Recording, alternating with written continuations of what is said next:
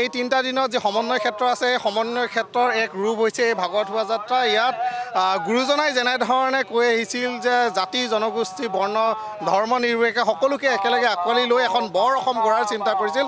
সেই বৰ অসমখনৰ চিনাকি হৈছে এয়া, আৰু সেই বৰ অসমক চিনাকি কৰিছে শ্ৰীমন্ত শংকৰদেৱ সংঘই। আমি এইকেইটা দিনত দেখিছোঁ আমাৰ যি ধৰ্ম সংস্কৃতি আছে সেই চৰ্চা প্ৰতিযোগিতাৰ মাজেৰে আমি আগবঢ়াই লৈ গৈছোঁ, কিন্তু তাৰ মাজতেই এই যি শোভাযাত্ৰা আগবঢ়োৱা হৈছে এই শোভাযাত্ৰা হৈছে অসমীয়া সংস্কৃতিৰ শোভাযাত্ৰা, বৰ অসমৰ শোভাযাত্ৰা, আৰু বিশাল অসম যিখন আছে সেই অসমখনক আগবঢ়াই নিয়াৰ ক্ষেত্ৰত এনেবোৰ ছবিয়ে এনেবোৰ দৃশ্যই কিন্তু সঁচাকৈ অনুপ্ৰাণিত কৰিব।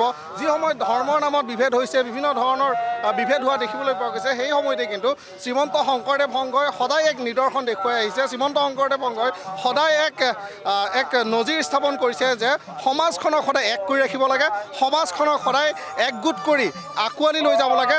কেৱল আঁকোৱালি লৈ আগুৱাই লৈ যোৱাই নহয়, লগতে আমাৰ যিখিনি পৰম্পৰা আছে, আমাৰ যিখিনি সংস্কৃতি আছে সেই সংস্কৃতিখিনিকো আমি যাতে আগুৱাই লৈ যাব পাৰোঁ, তাৰে এক প্ৰচেষ্টা হৈছে শ্ৰীমন্ত শংকৰদেৱ সংঘৰ এই কেন্দ্ৰীয় শিশু আই যুৱ আই মাতৃ সমাৰোহ।